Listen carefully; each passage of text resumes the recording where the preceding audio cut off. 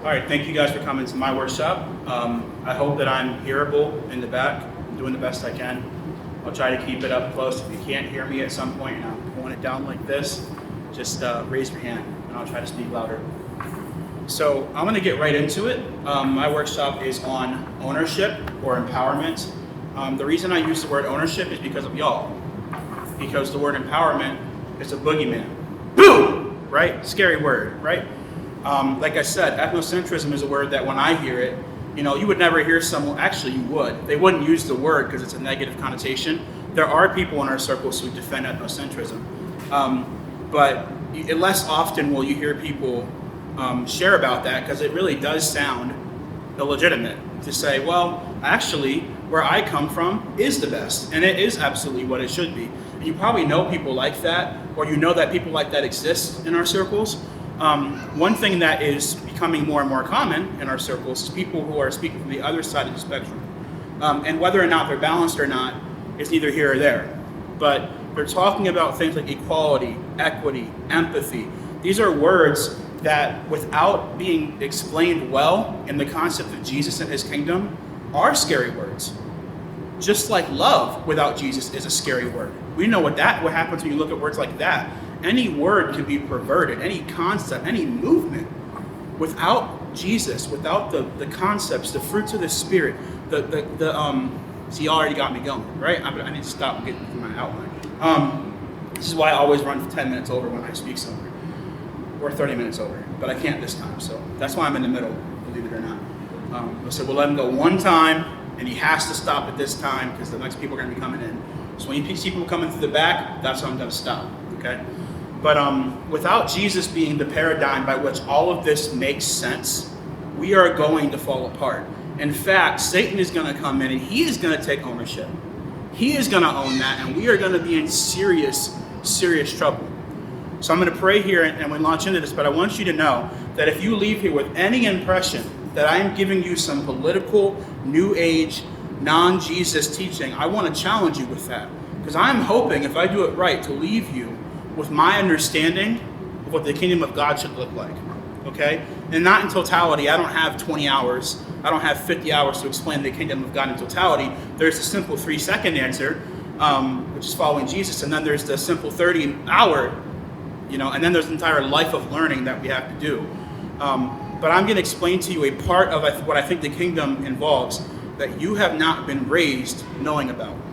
And I think that matters, that that's significant. That's when we pull people like Daniel and June up here, Eric over in his workshop, and then others like Ruben and Joshua have been doing it for a long time, but are not indigenous, right? We pull these voices in here to share with you something that you're not hearing at home. And I would never judge someone for growing up in an echo chamber. But if you're hitting your mid-20s, early 20s, if you're here today and you're not actively working to listen to the voices that we're talking about today, then you are in deep trouble. Because guess what? Jesus instilled in them a voice that matters in this kingdom.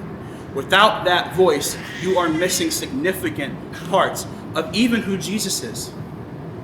That should scare you, not the word empowerment. Let's pray.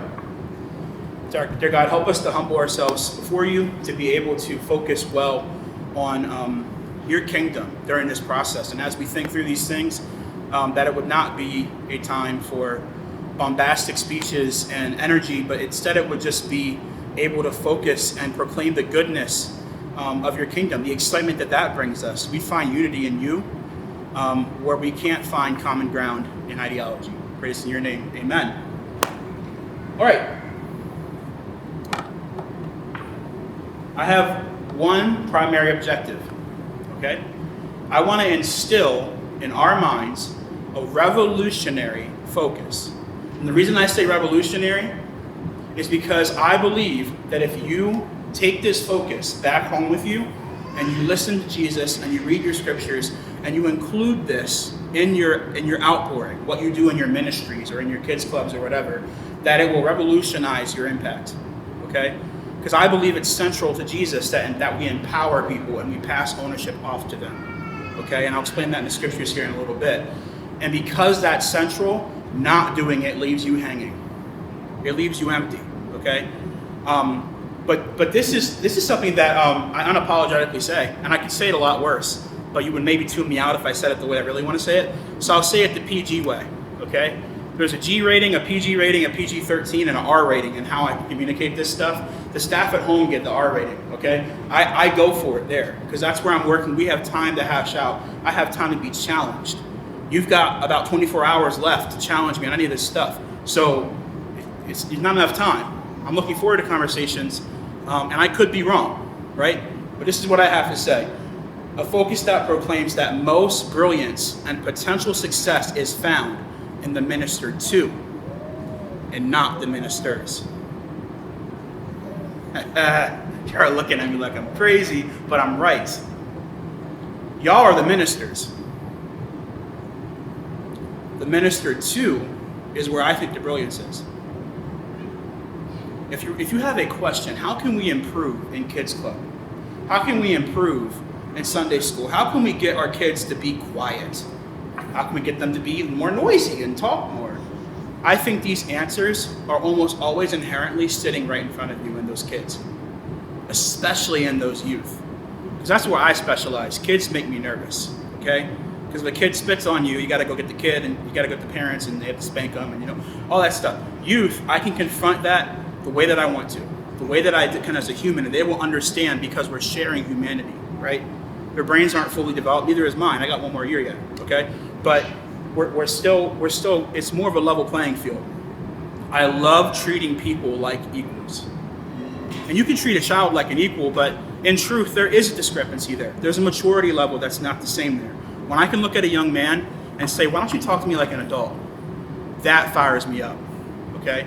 So you can apply these principles to children, but it's going to especially matter in the way that you interact with cognizant adults and youth that you come across, some of which you may have already offended, some of which you may have already explained away, right?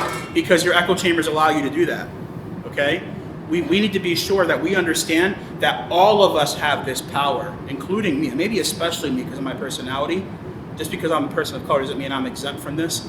That we are all withholding and have within us the power to offend, okay? Which Jesus told us specifically not to do. So let's be careful. About me, I'm a Black Lives Matter Marxist, and I embrace a firm victim mentality, and I love to dismantle culturally homogenous cultures and bury their face deep into the sand, right into the ground. No, that's not what I am. Instead, I am a teacher. I teach social studies at our school. Grades 6 to 12. I won't read through all of this. I'm a mentor at our school. I advocate for our students. Primarily, we started a new program we're going to be ushering in next year called Student Initiatives. And if you want to know more about that, come talk to me in person. It's, again, a massive board-approved vision that we set forward to make a difference in our students' lives in a way that allows them to teach us as well. We want to get those grandmas as well in the community to come cook and teach us and show us how to respect cultures better. We want the community around us to have more involvement, to have ownership of what Titans of Peace is. And I would venture to say that any struggle that you see in urban ministry, and there's quite a few of them, we've seen a few urban ministries either completely out or they're really fading. Every single time there's a lack of ownership. Every single time. Imagine what those churches would look like if there was a level of ownership that was involved from the students, community, the people around them. We'll talk about that. I do stuff like UIWR sometimes when they let me. They don't always let me. And I have a blog where I talk and ramble about stuff. So the reason why this jarring, I am these things, actually I'm not. I want to release the guards, okay? I've been attending our church for a long time. I know that it's hard to bridge cultures.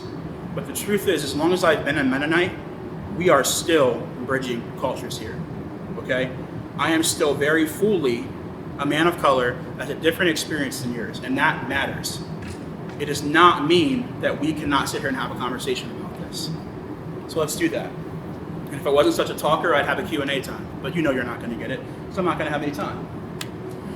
There is a gap in almost, I'm gonna say every, I don't wanna say every because I haven't been to every urban mission, but I've been to a lot of them. Most of the ministries here I've either communicated with people from there or I've been there, okay? So there is a gap. And the question, which is a very sensible question, it's a very fair question, right? Why do most missions lack indigenous ambassadors to exemplify their impact? And to say this in English, okay, why is it that you don't see the Hispanic children growing up and leading in the mission? The kids back home will not, unless you change something, be the ones teaching in 10 years from now. Why is that? Why don't we expect that? Why is it that a mission can be going for 75 years and you walk into a church and you see nothing but white faces? The demographic says something much different. And I am not satisfied, and I will not promote, and I will not put up with the answer that doesn't matter. That doesn't matter. It's not, because that cheapens the fact that the issue that exists is addressable. And if we would just address it through our generation, our children could do better. And what I heard Daniel and June say here is we talked to that generation before you, and we are still here today. How can it be different for your children? There is a great gap here.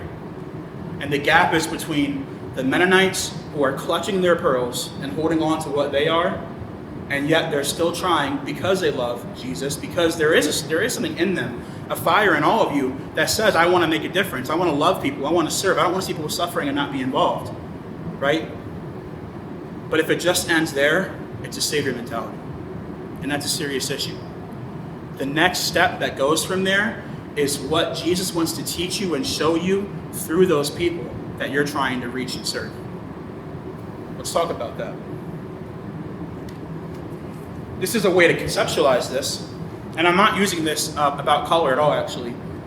Obviously, that's what it looks like. It also is a model to show that women are usually down as well, but that's not why I'm showing it. I'm showing it to bring the point that often we think of things in a hierarchy, when the truth is, I'd much rather us sit around a table together where we're all equals and we're all talking together. If you have a youth class, right, the ultimate goal, and I really struggle with this, I'm not going to sit here and say that I have in York what I'm trying to promote here. We work on this, okay? I'm 24. I'm hoping at 30 that I can have a perfect example of this, right? But when we sit around together, we should be sitting around as equals. And I may be the teacher, but I'm only the teacher because you want me to be the teacher. You chose me, you allow me to teach, and they do, right? But what if they want to teach? You know what I'll tell them? Okay. Here you go, I've been looking for somebody actually. Got a young man that all he has to do is show up and I'll let him teach. He didn't show up. He oversleeps, too busy, right? But our goal ultimately should be to put on the next guy. It's a concept that we use in the city, putting on someone else, right? Yeah, I'm up here, but how do I get you to come up here too? And I don't even think it's good enough to say, how do I put you up next to me? I'd like to see you soar beyond me. The parents in this room, especially ones that have teenagers, understand this concept. I want you to do better than I did, right? You don't have to wait until you are a 45-year-old man or woman to understand how important that is. The idea of empowering someone to do greater things than you. Jesus said this to his disciples. I'm getting ahead of myself. I need to wait till I get to my outline. Discipline, Keeshon. There are 3 rules I want to go over with you. All right? The third one's going to be the most exhaustive. Maybe hopefully not the most exhausting. But there are 3 rules. There's a quote by a man named Christopher Emden. I'm going to show you his book here in a second. Once educators or once missionaries realize that they are biased against forms of brilliance other than their own, they can finally begin to teach. Do you understand the quote? Okay, let me say it in layman's terms. Until you understand how little you know and how much they know, you will not teach them. Do you know one of the most potent cultures who understand this? Urban environments. Because respect is a very, very big deal. A lot of you are nodding your heads. You've learned this already. I don't have to explain to you why this exists. But you disrespect someone and you can end up dead in the street. I have a friend that looked at someone the wrong way one time and almost got shot for it. And everybody in that room from the city that heard that story, it didn't surprise them. The Mennonites are like, oh my, you almost got shot for just looking at someone the wrong way? And I'm like, yeah, you don't look at people the wrong way, right? See, these cultures, they're brilliant. There are so many intricate, small details that go into a city, even individual cities, that you can only truly learn from the people who live there. I spent a weekend in Philly a couple weeks ago. I don't get Philly. Philly intimidates me, okay? But if I sat down and talked with, lived with, spoke with for years, someone from Philly, I would get a window into their life. And like Rick said, that would help equip me to make a greater impact for God's kingdom, eventually with them, and eventually I'll be impacted and taught by them.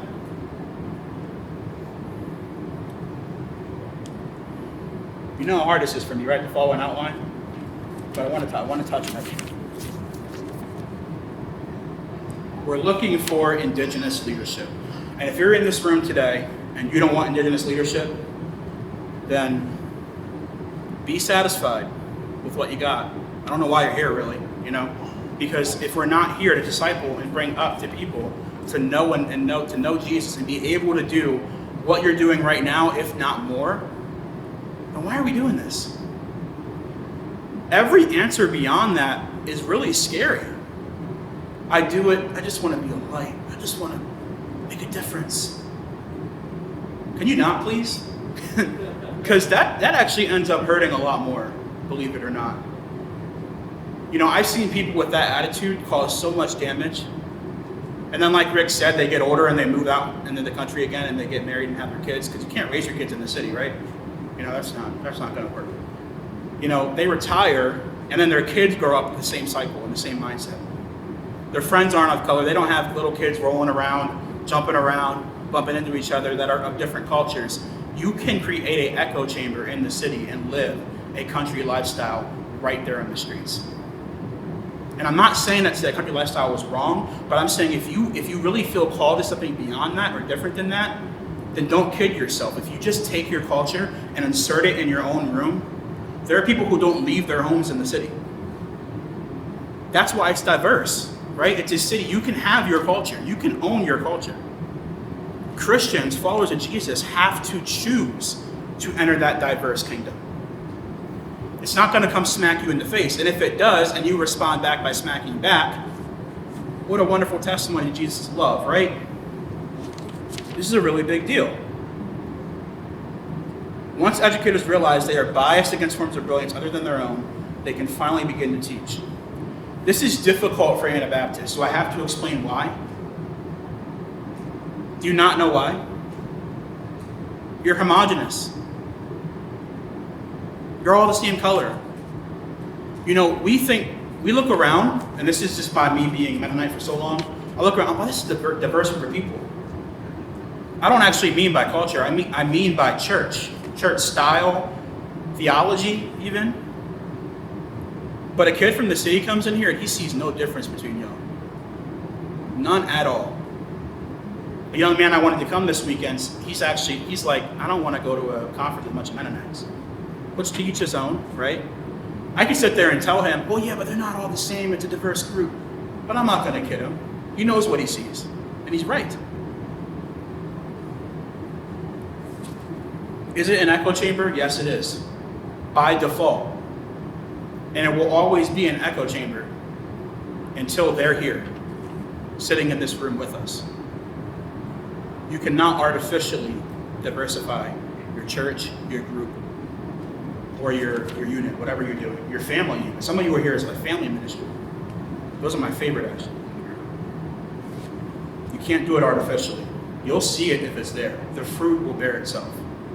We like to talk about fruit as Christians. We like to do that until it involves fruit that we don't have. Well, then it's all about the heart and our intentions, right? We like the fruit argument until we're missing it.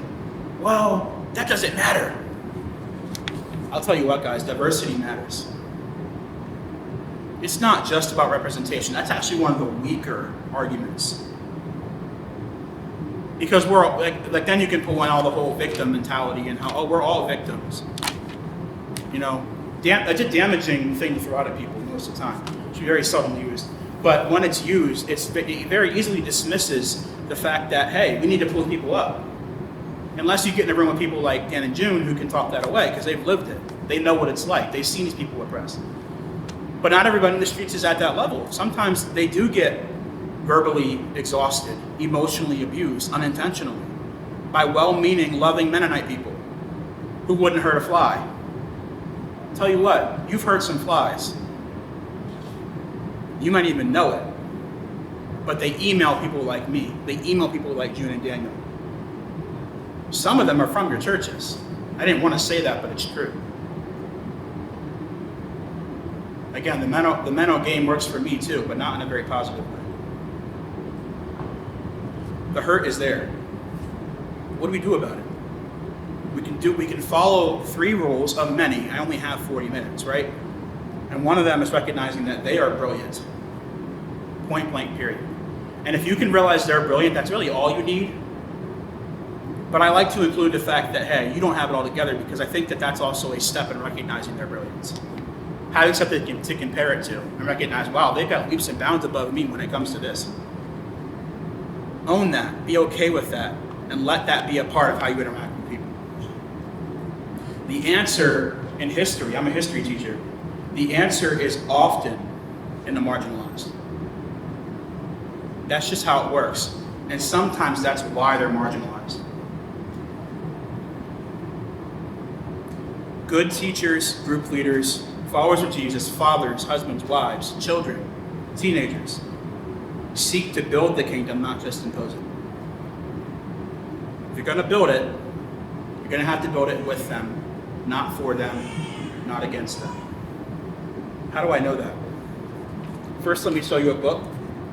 This is your homework before next UIWR. Actually, I want you to do it this summer. Here's a book by Christopher Emdin. I just quoted him. He's a man. Now, I have to admit, he is a liberal social critic and journalist. So he's into social sciences to a level that I would never be, right? So he is secular. I am not validating everything he says. I am, however, validating his voice.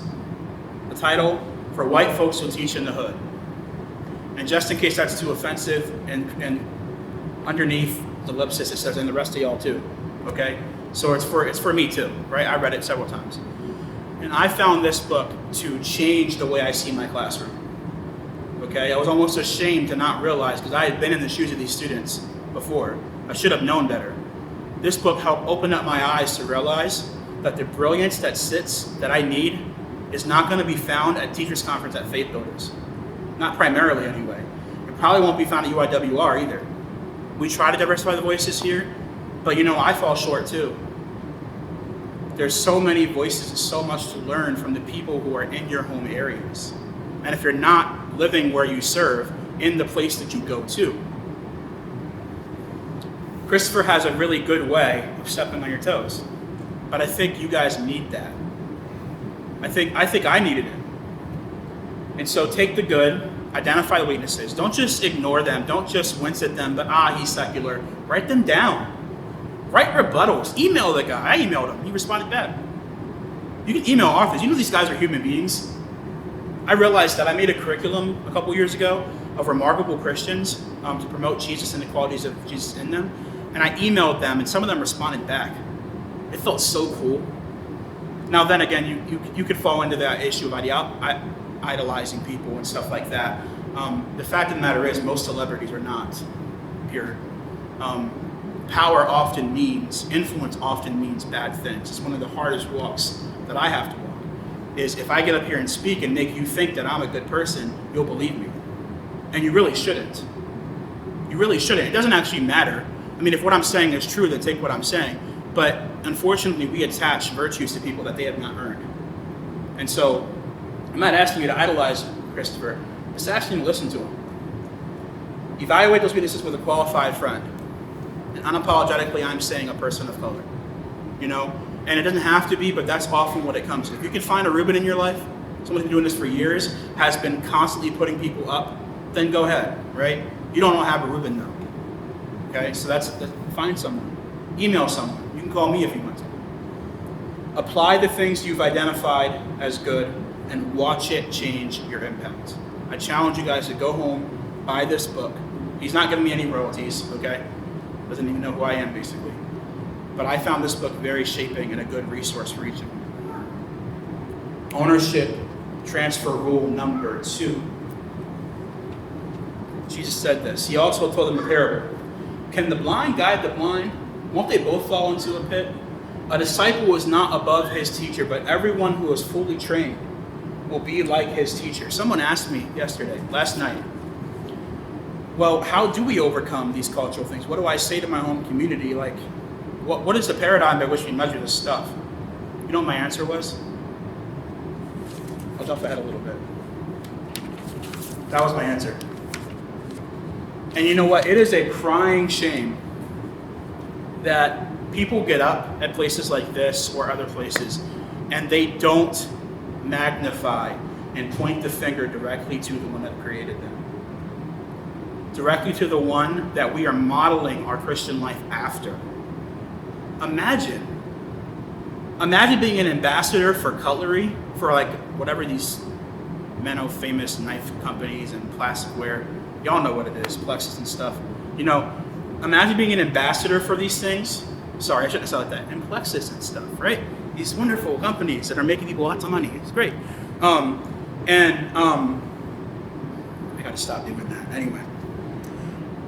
Imagine you're an ambassador for that and you explain your product and you never mention the product. That would make no sense. And people actually do this. They're bad salesmen, right? They give you all the reasons why you should spend your money. They never tell you what they're selling you. Now, don't get me wrong. I am not telling you that you should sell Jesus to people. You know the people who do that? TV ads that they sell holy water to get blessed and stuff. Ridiculous. People fall for it too. People are hungry for the silliest things. What happens when you promote the most captivating, interesting, amazing, powerful force in the universe? The advocate for us to the Father. There is nothing more powerful that we have direct access to than who we are serving right now. And somehow you get through a Bible lesson and you don't talk about it. You can go through a whole VBS and Jesus' name is seldom mentioned. We talked about Moses, David, Paul, and we never actually talked about the God behind them. That is a problem. That's what defined the first 3 years of my Bible school experience. It wasn't until I sat down with my brother today, Austin, and he showed me and talked to me about Jesus. He said Jesus' name every three words. And I'm not exaggerating. This guy said about Jesus every single sentence he's talked.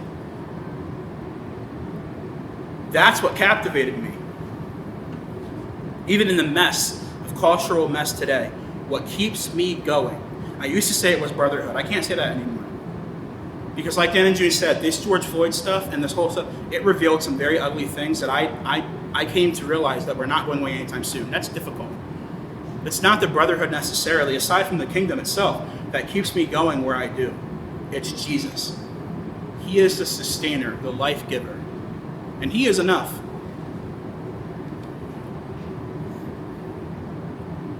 Did you know that in a lot of the stories that Jesus told, the hero was not the Jew? Think Good Samaritan.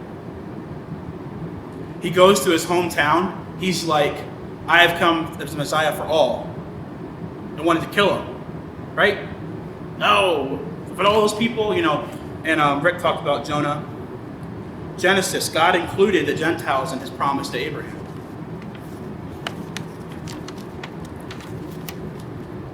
Sending Jonah to Nineveh.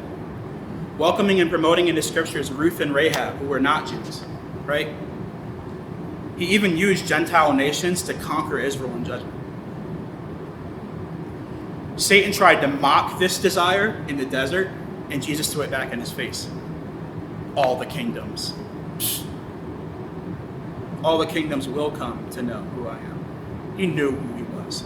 He knew all tribes would have access to him and would eventually be in glory. Satan couldn't mock him for that. He healed the Canaanite woman, the centurion's servant. He engaged a Samaritan woman about the good news, had a conversation with her about it. He sent Paul. He said to Peter, don't you dare call impure what I have made clean. If you are reading the same Bible as me and you have not gathered yet that Jesus' heart is to empower people, am I reading it wrong? Am I off base somewhere? Is the heart not clear through the scriptures that this is for everybody? You guys talked about equity. If not everybody has the equal access, if there really is oppression in the world, that's why this matters so much. That's why this matters. I have to move quickly through this. I want to get to my last point. You know, don't lose sight of Jesus in the pursuit of empowerment. Don't lose sight of Jesus. I can tell you to read whatever books I want, but if you lose sight of the King, you're hurting more than you're helping. Empowerment without Jesus is not a pure movement. It's not worthless. We can still learn, but it's not pure, and it will catch you. If you just become a good ambassador for movements, you'll do lots of good things, but it'll never be to his glory. He may even use you, but you're not going to see him. You're going to get the judgment. You're going to be very disappointed. But if you're seeking after him with your whole heart and doing this purely, then you found the answer for your problems. So as much as I say the answer to your problems is found in the indigenous people, primarily and way above that is Jesus. Do not forget that. If you want to see indigenous leadership, ownership of procedures and values, and flourishing followers of Jesus from these urban environments, keep it Jesus focused. 1 John 2:6 says, whoever says he abides in him ought to walk the same way in which he walked. Ephesians 5:1-2 says, therefore be imitators of God as beloved children and walk in love. Proverbs 3:6 says, in all your ways acknowledge him. Don't forget that in your kids' clubs. Rule number 3. Train your replacements. And let us run with endurance the race God has set before us. We do this by keeping our eyes on Jesus, the champion who initiates and perfects our faith.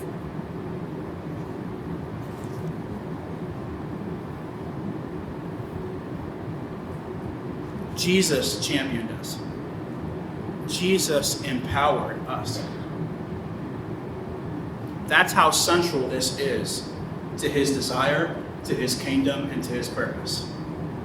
Is that the very act of him dying empowered millions in the future, including us.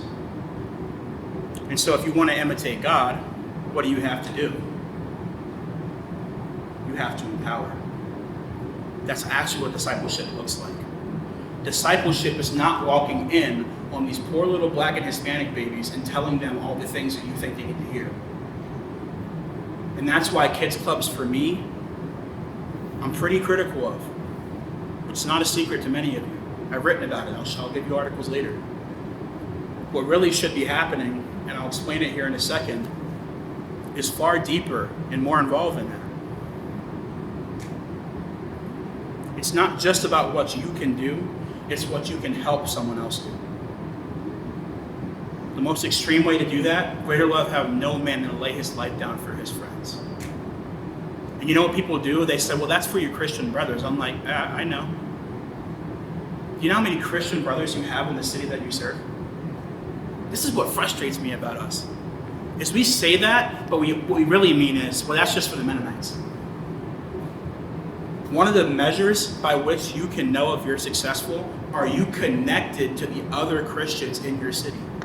God help us, because I know I need help. I'm not a people person. I do not like meeting new people. Don't let that stop you from coming up and saying hi to me this weekend. But if I just see you every weekend, I would get so tired, right? Like, I'm not the kind of person, at least not now, I used to be. I used to act it out, that could just energize and boom, boom, boom, all these new people. There's going to be 200-something people here this weekend. Woo! That's not me anymore, right? I don't even know where I was going with that. But here's the goal of what I'm sharing. This is what I'm most excited about. Why do I need to do these things? So I'm going to defer this question primarily to Dan and June. They already shared. Some of you were here for that. They're also sharing tonight in their story. They're sharing it again after me. Okay, so if you didn't get it, you can get it next time. Also, Rick's third session will cover a lot of this. Okay, why is this important? You've been hearing about it all weekend. I don't have time. I'm not going to go over it. But one word I want to highlight is ethnocentrism.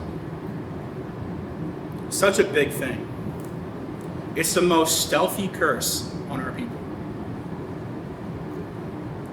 We convince ourselves that we're hot stuff. We're not. And outside the community you were raised in, you need people. Especially when you're not in Holmes County. Y'all are lost. Y'all are lost without people. You need guides. You need honorary cousins. You know, we have that in the city. I joke around with my friends. If you're black, you know someone for 5 years, they're your cousin. I've lost a lot of cousins in the street. Some of them by blood, some of them by relation, despite knowing them, growing up with them. You know? You need that. You need grandmas that aren't really your grandma. You know what I mean? This is big in Hispanic culture. Let that happen. You need that. Because y'all are lost without it. You know, there are missions that are internal. Every decision they make is just between themselves.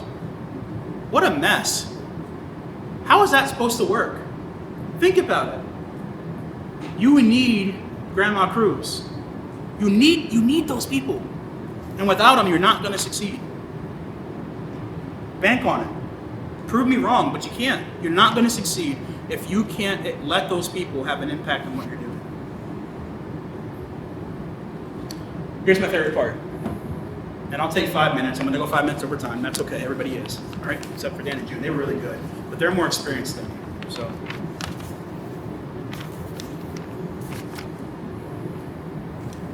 Start with the rules. God don't like this because you don't think it's possible. You think, well, I teach kids and you can't let them have a say on the rules. Maybe not as much, but you can let them take ownership of them. How cocky do you need to be to think that you, someone not from this culture, can equip and set boundaries on your own? Okay, so the kids can't speak for themselves. What about their parents? Who are probably older and wiser than you anyway. What about the people of color who you work with in your ministries? Oh, forgot, right? That's why this is so important. It'd be really nice if you had a Daniel and June in your church, right? God help us to make sure that they're there for your children because you need them. And not having them has hurt y'all significantly. So if you can't talk to the children because they're too young and their brains aren't developed enough, then talk to their family, talk to others in the community, learn from them so you can better teach those children. You do it at teachers' conferences, you do it at UIWR, why don't you do it to your neighbor? Ask for their advice. Don't gossip, but ask for their advice. There are many people that are hurt because Mennos step in which boundaries they impose, but have no plan to follow the Unspokens that already exist. How do you learn about the Unspokens, guys? You give them a chance to speak. You know how many unspoken rules there are in the city of York? You know you'll never learn them unless you hear them from somebody? That's why they're called Unspokens. Let them speak into the boundaries. Second, staff. You know how you have meetings to determine who among you should do what? You know, planning, charting a course. You ever try figuring out what y'all don't have to do? Hear me out. You ever sit in a meeting and say, what don't we have to do? What can we pass off to someone else? You should do that. When you plan a kids club, when you plan a VBS, you should figure out what do the people in this room have to do by proxy, and what do these people, what can the next other people do? This comes back to recognizing brilliance.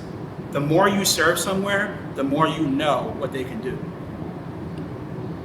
For me, it was Bible memory. Austin's back there. He had me become the Bible memory person. I did a terrible job at it. But I was doing it. I was learning. I was like 11 or 12 years old. Then I was a door bouncer. Yes, literally the door bouncer. I'd stand at the door, let the kids in that could come, and kick kids out that were suspended. It was fun. I was a big guy. I'm a big guy. And then I became a teacher at the age of 14 years old. Whether or not that was the right decision or not, it followed the right concept. Maybe let them mop the floor instead. Let them clean, let them help plan, let them bring the snack, not teach at 14, right? Unless when you are 14, then by all means, God bless them. Put them on, lift them up, give them what they can do, and step away from what you don't have to. It's a principle that you need to follow. Write it down if you have to. Pass off what you don't have to do. Leaders know this. Administrators know this. You need to be better administrators, better ambassadors to God's kingdom. You need to do better. It's not these people have to become less criminal, less the way they are. Their culture needs to change. You have to be better at delegating what you can. And of course, the follow-up question is, can they do it? Don't be too cocky. Experiment. See if they can do it. If it fails, try again. If it fails, wait till a little order. If it fails, help them do better. Third, locality. And I'm going to end with this. The snack one's a joke. It's not a joke, it's for real. Y'all got to stop feeding pretzels and mince to these kids, man. Like, they have mothers and grandmas that cook way better than you and would make the best churros, the best donuts, that buy the better snacks than you would, because you don't know what they want, right? Let them make the snack. That's just a small note. I'm not going to spend time on that. The last thing I have to say in 2 minutes here is locality. You think that your church building is a neutral space, but it's not. You say everybody can worship here. It's not true. You really want to pursue someone. You really want to change lives. Disband your kids clubs and put them in your homes, or go to their space. And their space might be the park. Those guys playing ball down at the park, a lot of them have been ministered to by a kids club in some way, shape, or form. Ask them, especially if they're black, which is a very God-focused culture. It's not a very Jesus-focused culture, but they do acknowledge that God exists. Ask them if they ever went to church. Oh yeah, man, I grew up going on the buses to the...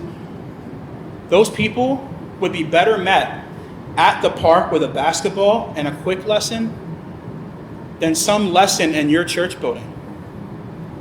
Second best is your couch, your space, which you think, well, that's not very neutral, right? But that's the closest they can get to who you really are.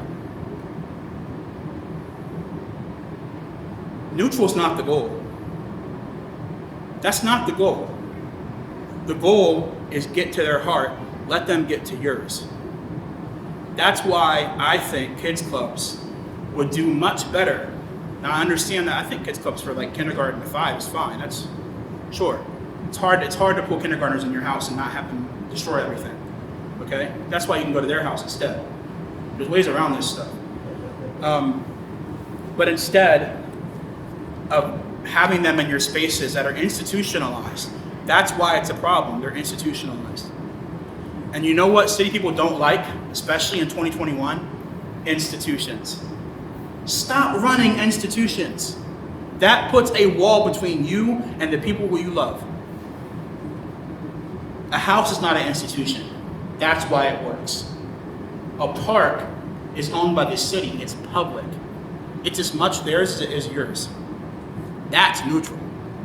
The reason I say don't do neutral spaces, and I'll close with this, is because y'all aren't good at it. So my last encouragement here is with these 4 things that I mentioned, I could name 50 more. I want you to go home and I want you to brainstorm together. What don't we have to do? Okay? What are we doing that we're just clutching and we're holding because we're proud? We're selfish. And what can we give away? And if you have kindergartners, go to a grandma and ask them what they think. Okay? Remember these rules. Recognize their brilliance. Keep it Jesus focused. Please, guys. Do not fall into the liberal or conservative way. Keep it Jesus focused. And finally, train them up to replace you. I didn't touch this near strong enough.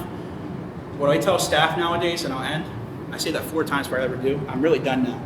We tell staff, your job, your main objective here now is to train the next person who will take your spot. That's how you guys should be viewing your job. as group leaders, teachers, administrators. Let's pray.